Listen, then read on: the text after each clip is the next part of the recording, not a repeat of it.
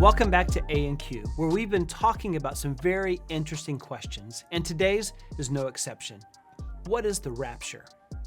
The word rapture, which means seizing or carrying away, isn't found in the Bible, but the concept is something that deserves more attention, especially because pop culture and movies are incredibly unhelpful when it comes to understanding the Bible.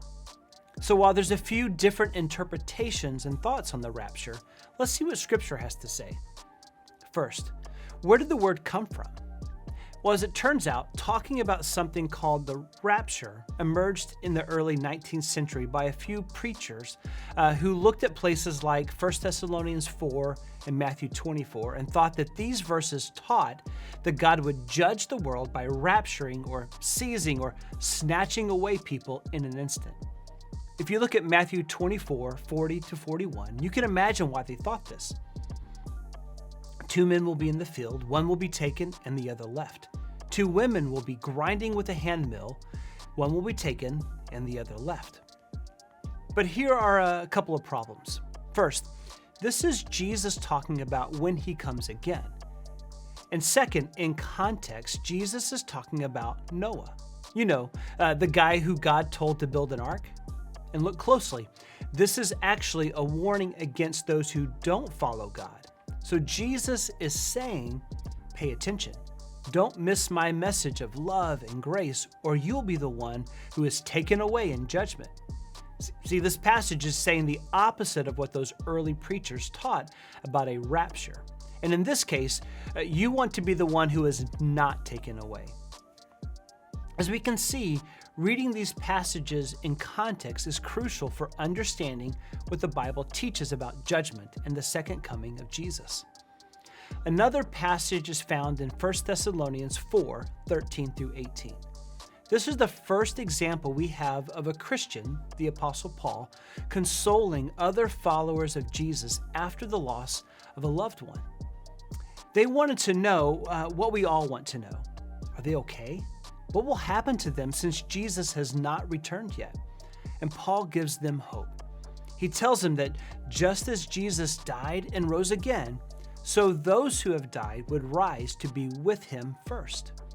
Paul uses very familiar Old Testament images and phrases to describe what happens when Jesus returns. He writes that Jesus will come down from heaven with a loud command, and the voice of an archangel will announce him in a trumpet call, and the dead will rise, and then those who are still alive will be caught up together with him in the clouds to meet the Lord in the air. I mean, what an image. I mean, it's no wonder that Hollywood and pop culture is interested. But the reality here is that what Paul is describing is better understood in his ancient context. See, when Jesus returns like a royal king at the sound of a trumpet, do you know what we're to do? The same thing that people in the ancient world did when a king returned to the city. They met him, and then they would escort him back to his royal throne to reign. I mean, sound familiar? This is precisely the language Paul uses to describe our meeting Jesus when he comes again to reign forever and ever. We will meet him, not to be seized away from this world, but to join him in what Jesus calls the renewal of all things, the new heavens and earth. So with that, contrary to what you might have heard, I don't think the Bible teaches that Jesus will whisk his followers away in some sort of rapture. I mean, the whole point of the good news of Jesus is that God is making a way to be with us. And that's how the Bible ends, not with us leaving this earth for heaven, but heaven coming to earth. At that time, Jesus will restore all creation, and those who have trusted in him will be with him forever. And of course, that brings up all sorts of questions about eternity, forgiveness, God's love. Some are questions we've already covered, so be sure to check out other A&Q videos. As always, share what you think in the comments. See, there's room for respectful conversations about these topics. Well, we look forward to continuing answering these questions with you.